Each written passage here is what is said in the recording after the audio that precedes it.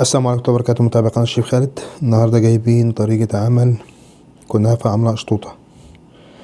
تمام، كنافة واخدة كريمة واخدة كريم كراميل فوق او صوص طوفي. تمام، حاجة كده تنفع لرمضان. رمضان قرب معانا. طبعا مش هناكل كنافة زي كل مرة بنفس الطريقة، قلنا نجدد ونعمل حاجة مختلفة، حاجة جديدة. لو عايزين تعرفوا الطريقة بتاعتها والمقادير بتاعتها وخطواتها وكتير من وصفات رمضان ان شاء الله، ما تنسوش تتابعوا قناة الشيف خالد صانع بيتزا نجوم. ويلا نبدأ على طول مع بعض.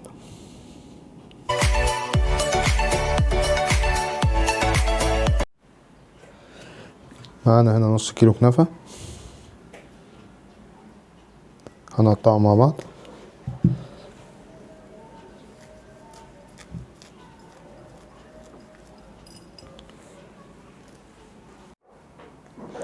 كده خلاص قطعنا نص كيلو، قطعناه رفيع خالص. معايا معلقتين 3 سكر، رشوا عليها، قلبها كويس.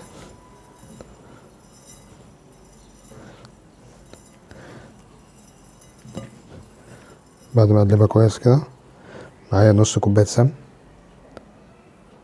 دي عليها. دي كوباية الا ربع، تديها كوباية. نقلبها كويس. اهم خطوة دي انها تتقلب كويس والسمنة تتشرب فيها كلها. كده خلاص كلها اتشربت. انا عندي صينية مدهونة زيت مدهونة سمنة، هبدأ اوزع فيها المقدار بتاعنا. كده خلاص جاهزة معانا. هنعمل لها حرف زي ما احنا شايفين.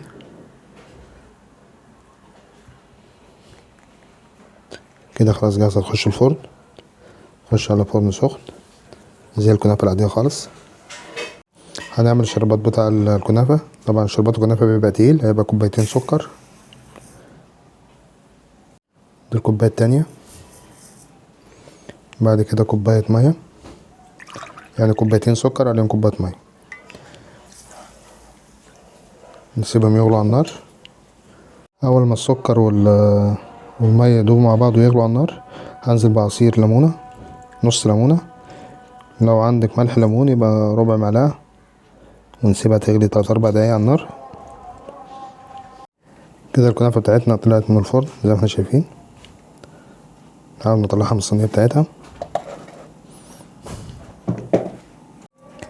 كده نطلعها.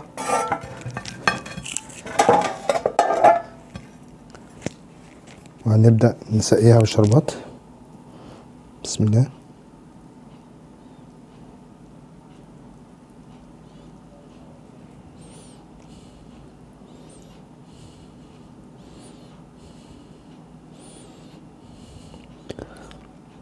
نسيبها تشرب الشربات بتاعها.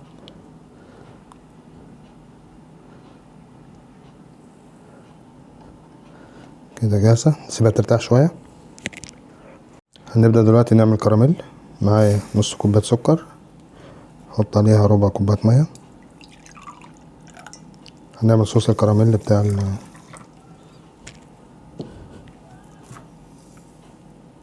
كده اللون ده اللي احنا عايزينه في الكراميل زي ما احنا شايفين. عندي كوباية لبن، هنزل بسم الله. خلي بالنا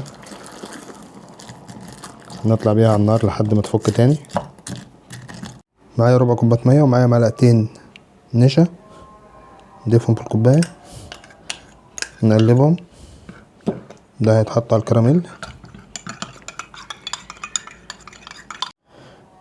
كده الكراميل بتاعنا بعد ما تفك باللبن زي ما احنا شايفين، هنزل عليه دلوقتي بالنشا. طبعا النشا ده اللي هيديله القوام اللي احنا بندور عليه. نرجع على النار. كده الصوص بتاعنا تقل زي ما احنا شايفين، ده القوام بتاعه. تمام، عندك معلقة زبدة بتحط حتة زبدة.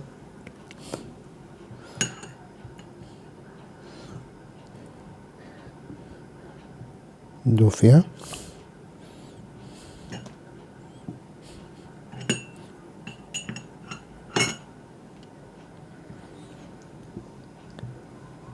هنسيبها بقى تبرد شوية. كده الكنافة. هنجيب الكنافة، هنجيب طبقة الكريمة. دي الكريمة اللي احنا كنا ضربناها، كريم شانتيه، كريمة لباني، اللي موجود عندك مش هيقول لأ. نساوي الخليط. دي طبقة الكريمة.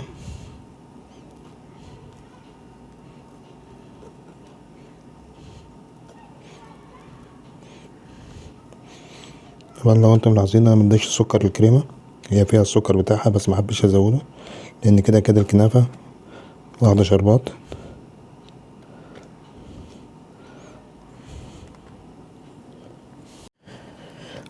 انا سبتها بتاع ربع ساعة في التلاجة في الفريزر. تمام. هنزل بقى بالكراميل.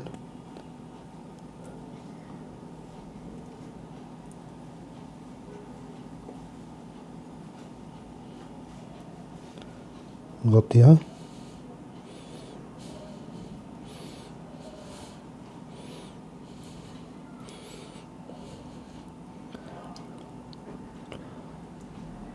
حاجة روعة.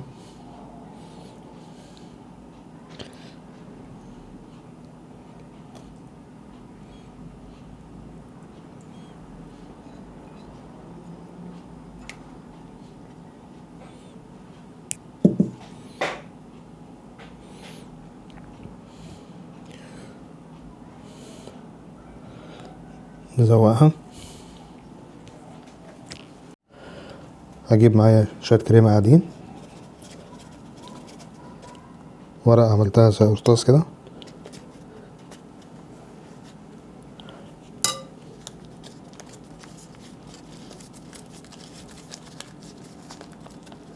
وهنبدأ نعمل الديكور بتاعها.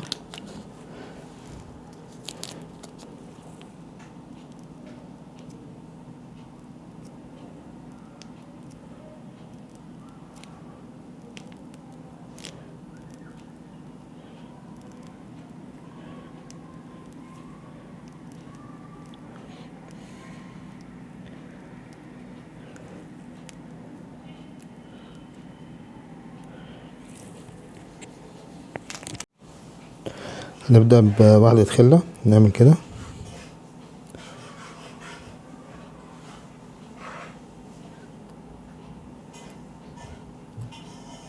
بعد كده نرجع عكس.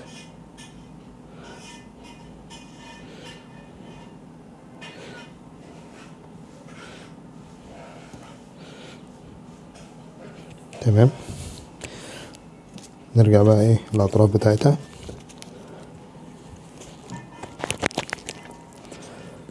دي هو هنا كده.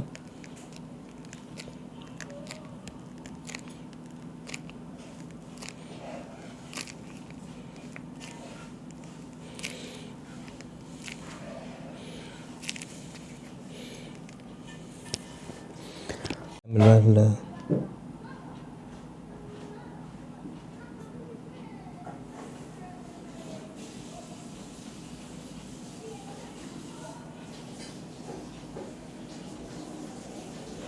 طبعا احنا بنحاول نغير شكل الكنافة خالص، غير الكنافة اللي بنعملها كل مرة.